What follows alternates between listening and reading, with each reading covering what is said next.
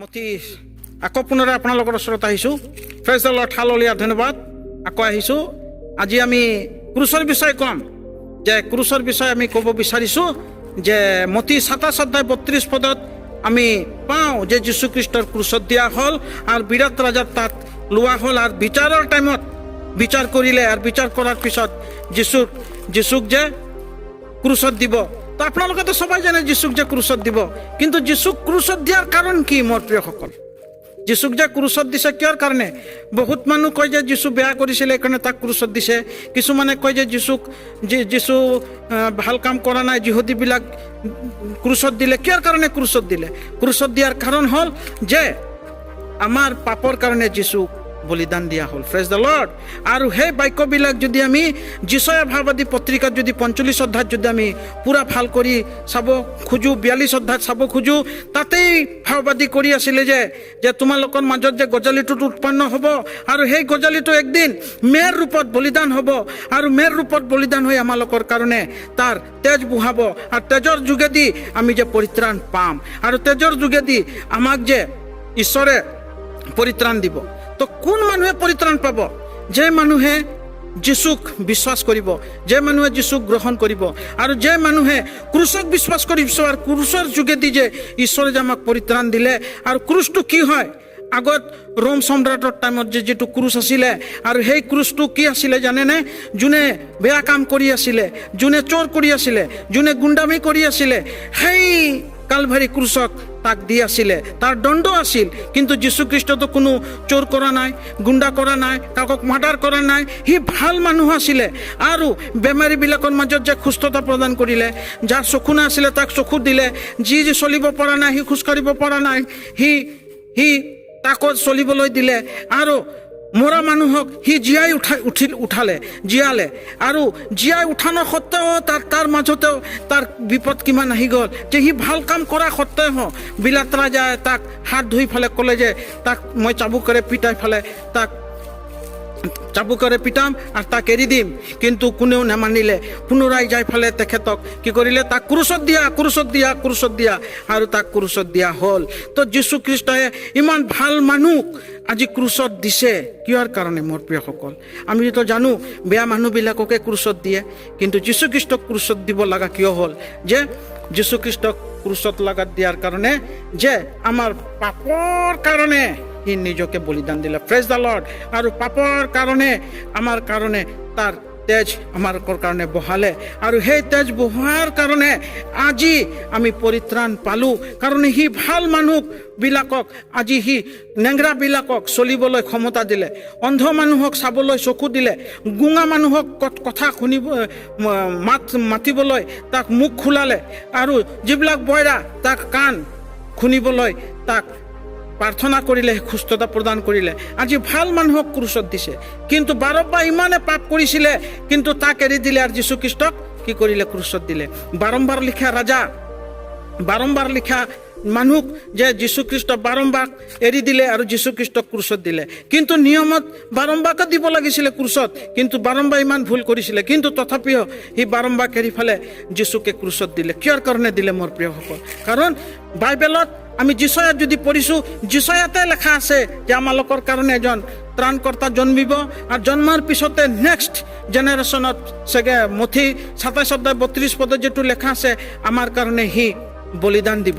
আজি হয় বলিদানৰ দিনটো আহি গ'ল আৰু আমি অহা মাহৰ 18 তাৰিখত আমি গুড ফ্ৰাইডে মানিম। আৰু এই গুড ফ্ৰাইডৰ উদ্দেশ্য হ'ল যে আমাৰ কাৰণে সি নিজৰ তেজ বহালে, আমালোকৰ কাৰণে নিজৰ প্ৰাণ দিলে, আমালোকৰ কাৰণে চেক্ৰিফাইচ হ'ল। কিন্তু আজি মোৰ প্ৰিয়সকল, আমাৰ নিজৰ পিতৃ মাতৃ আমাৰ কাৰণে চেক্ৰিফাইচ হ'ব নেকি? নিজৰ ল'ৰা ছোৱালী মা দেউতাৰ কাৰণে চেক্ৰিফাইচ হ'ব নেকি? কিন্তু কেতিয়াও নহয় চেক্ৰিফাইচ। কিন্তু যীশুখ্ৰীষ্ট আমালোকৰ কাৰণে চেক্ৰিফাইচ হ'লে, আমাৰ কাৰণে ক্ৰুচত বলিদান হ'ল। আমালোকৰ কাৰণে যীশুখ্ৰীষ্ট নিজৰ জীৱনটোক আজি ক্ৰুচত দিলে আৰু ক্ৰুচত দিয়াৰ পিছতে আকৌ কি কৰিলে? যিবিলাক আমি ক্ৰুচত দিছিলোঁ আমালোকক ক্ষমা দিলে। এলি এলি লামা লামা চাবক্তানি, ইহঁতক তুমি ক্ষমা দিয়া, আমাক ক্ষমা দিলে। আজি সেই ক্ষমাৰ পাত্ৰ আজি হ'ব পাৰিলোঁ। কিন্তু মোৰ প্ৰিয়সকল, কিন্তু আজি আমাৰ এই পৃথিৱীৰ কানুন আজি আমাক ক্ষমা দিব পাৰিবনে? আজি এই পৃথিৱীৰ কানুনে আমাক ক্ষমা দিব পাৰিবনে? আমি যিটো ভুল কৰিছোঁ, ভুল কৰাৰ সত্ত্বেও যদি আমাক ক্ষমা দিব নোৱাৰে, কিন্তু যীশুখ্ৰীষ্ট ক্ষমা দিয়াৰ অধিকাৰ ক'ৰ পৰা পালে? এই যে আমালোকৰ ভিতৰত এটা প্ৰশ্ন জাগৰণ হয়, ক'ৰ পৰা ক্ষমা পালে? আৰু তাৰ ওপৰত আজি যীশুখ্ৰীষ্ট আমাৰ কাৰণে ক'ৰ কাৰণে ক্ষমা পালে? কিহৰ কাৰণে ক্ষমা দিব পাৰিলে? কিয়নো সি পিতৃৰ ইচ্ছা আজ্ঞা পালন কৰিলে। Praise the lord. সেইকাৰণে আমাৰ কাৰণে যীশুখ্ৰীষ্টই নিজৰ মেয়ৰ স্বৰূপ হৈ ফালে বলিদান হ'ল আৰু আমাক ক্ষমা দিলে। কিন্তু এই ক্ষমাটোকো বিলাত ৰাজা দিব পাৰিলে হয়। আজি এই ক্ষমাটো আৰু বিলাত ৰাজাও দিব পাৰিলে, কিন্তু বিলাত ৰাজা নেদিলে। কিন্তু বিলাত ৰাজা ক্ষমা দিলে, কিন্তু যিহুদী জাতিবিলাক ক'লে বাৰম্বাক এৰি দিয়া আৰু যীচুক ক্ৰুচত দিয়া, আৰু সেই বাৰম্বাক এৰি দিলে আৰু যীশুখ্ৰীষ্টক ক্ৰুচত দিলে। মোৰ প্ৰিয়সকল, আজি হয় ক্ৰুচত কি জানো আমিও দিছোঁ নেকি?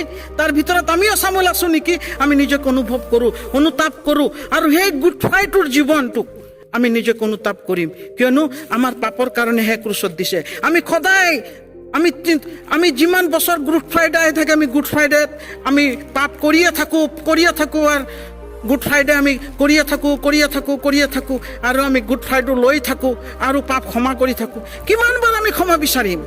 যীচুক তো একবাৰ ক্ৰুচত দিয়া হৈছে, কিন্তু আমি বাৰে বাৰে যীচুক ক্ৰুচত দি আছোঁ, সেইকাৰণে মোৰ প্ৰিয়সকল, যীচু একবাৰ আমালোকৰ কাৰণে ক্ৰুচত মৃত্যু হ'ল, আৰু আমিও যদিও ভুল কৰিছোঁ, আমিও নিজকে নত কৰিম আৰু আমাৰ পাপবিলাক একেবাৰে স্বীকাৰ কৰি ফেলে আমি যীচুৰ বাৰে বাৰে ক্ৰুচত নিদিওঁ, আমি নিজকে নিজে অনুতাপ কৰিম। মোৰ প্ৰিয়সকল, আৰু এই গুড ফ্ৰাইডত আমি নিজৰ যি ভুল আছে, এই ভুলবিলাক আমি ঈশ্বৰৰ হাতত সমৰ্পণ কৰিম। তেতিয়া ঈশ্বৰ আমাক আশীৰ্বাদ কৰিব, আৰু আমাৰ এই ভুলবিলাকৰ কাৰণে আজি যীচুক ক্ৰুচত দিয়া হৈছিলে। বাৰম্বাৰ লিখীয়া মানুহক এৰি দিলে, আজি বেয়া মানুহক এৰি দিলে, ভাল মানুহক ক্ৰুচত দিলে। আজি পৃথিৱীতেতো চলি আছে, যোনে ভুল কৰা নাই তাক আন্ধা কানুন, তাক আজি সাজা দিছে, আৰু যোনে ভুল কৰা নাছিলে তাক সাজা দিয়া নাই। কিন্তু যোনে বেয়া কাম কৰিছে তাক সাজা দিয়া নাই। যোনে ভাল কাম কৰিছে তাক সাজা দিছে, আৰু যোনে বেয়া কাম কৰিছে তাক এৰি দিছে। এনেকা আন্ধা কানুন হয়। কাৰণ আন্ধা কানুন, এই কানুন আজিৰ পৰা কিমান বছৰ যীশুখ্ৰীষ্টৰ জন্মৰ আগতে এইটো কানুন লাগু আছে। কিন্তু আজি আমি ভাৰতবৰ্ষত সাৰা ৱৰ্ল্ডত চাই আছোঁ যে যোনে ভাল কাম কৰিছে তাক জেলত দিছে, আৰু যোনে বেয়া কাম কৰিছে তাক জেলৰ পৰা ওলাই দিছে। এনেকা বাৰম্বাৰ এৰি দিলে আৰু যীশুখ্ৰীষ্টত ক্ৰুচত দিলে। আজি আমালোকৰো জীৱনত এইটোৱে হৈ আছে যে আমি সদায় আমি ক্ৰুচত যীচুক ঘনে প্ৰতি যীচুক ক্ৰুচত দি আছোঁ। সেইকাৰণে মোৰ প্ৰিয়সকল, যীচুক ক্ৰুচত দিয়াৰ আগতে নিজকে অনুভৱ কৰিব লাগিব, অনুতাপ কৰিব লাগিব, তেতিয়া ঈশ্বৰ আমালোকক আশীৰ্বাদ কৰিব। আৰু আজি এই ক্ৰুচৰ যিটো বিষয় ক'লোঁ যে মথি লেখা সুসমাচাৰ 27:32 যদি আপোনালোকে পঢ়িব, যীচুৰ ক্ৰুচৰ কথাটো কিমান যাতনা হিচাপে সি ক্ৰুচত বলিদান হৈছে, আমাৰ কাৰণে কিমান কষ্ট কৰি সি তেজ বহালে, আমাৰ কাৰণে নিজৰ জীৱনটোক ক্ৰুচত দি দিলে।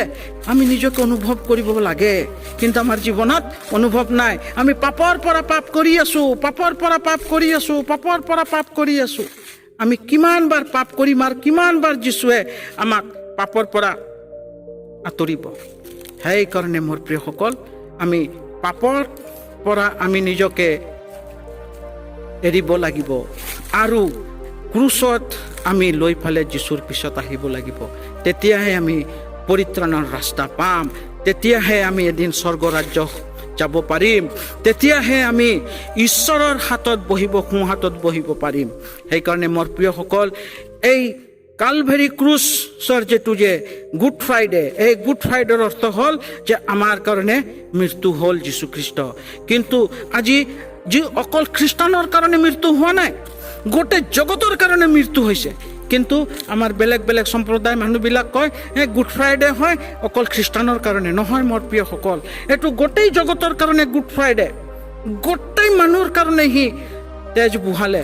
যেনেকা আমাৰ বেলেগ সম্প্ৰদায়ৰ মানুহবিলাক কিবা মানসিক কৰিলে যেনেকা বলিদান দিয়ে, পাঠা বলি দিয়ে, এনেকা যীশুখ্ৰীষ্ট আমাৰ কাৰণে মেৰ বলি হৈ পেলাই ক্ৰুচত বলিদান হৈ গ'ল, আৰু তাৰ তেজেৰে আমি পবিত্ৰ হলোঁ যেনেকৈ বেলেগ বেলেগ সম্প্ৰদায় মানুহে বলিৰ যোগেদি তাতে জন্তুৰ বলিৰ যোগেদি যে তাৰ পাপ খণ্ডন হয় এনেকুৱা যীশুখ্ৰীষ্টৰ তেজেৰে আমাৰ পাপ খণ্ডন হ'ল আৰু আমি ওই পাপৰ পৰা আজি আমি ত্ৰাণ পালোঁ ওই পাপৰ পৰা আমি আজি মুক্তি পালোঁ ওই পাপৰ পৰা আমাক ঈশ্বৰে আশীৰ্বাদ কৰিলে আৰু আমি ঈশ্বৰক জানিব পাৰিলোঁ আৰু বুজিব পাৰিলোঁ সেইকাৰণে মোৰ প্ৰিয়সকল আমি নিজকে অনুতাপ কৰি আমি যীশুৰ নামেৰে আমি প্ৰাৰ্থনা কৰিব লাগে যীশুৰ নামেৰে আমি ঈশ্বৰৰ লগত মিলি থাকিব লাগিব আৰু আমি প্ৰত্যেক গুড ফ্ৰাইডেতে আমি একত্ৰিত হৈ ফালে আমি প্ৰভু ভোজ খাব লাগে তেতিয়াহে আমাৰ যিমান পাপবিলাক আমি নিজকে স্বীকাৰ কৰিব পাৰিম নিজৰ পাপ অকল যে আমাৰ যে ভিতৰত যে আমি পাপ কৰা নাই নহয় আমাৰ হৃদয়তে বহুত ৰকমৰ পাপবিলাক আছে আমি সৰু ডাঙৰ পাপ আমি কৰি থাকোঁ 365 দিন আমি পাপ কৰিছোঁ কিন্তু এই পাপৰ পৰা আমি বাচিবৰ কাৰণে আমি স্বীকাৰ কৰিব লাগিব নিজৰ মুখত আৰু স্বীকাৰ কৰা ব্যক্তিহে পৰিত্ৰাণ পাব আৰু যে ব্যক্তি স্বীকাৰ কৰা নাই ই কেতিয়াও পৰিত্ৰাণ নাপায় এইকাৰণে আমি পৰিত্ৰাণৰ ভাগী হ'লোঁ আমি গৌৰৱশীল কৰিব লাগে আমি গৌৰৱ কৰিব লাগে ঈশ্বৰক যে ঈশ্বৰৰ যে আমাক মাৰ গৰ্ভৰ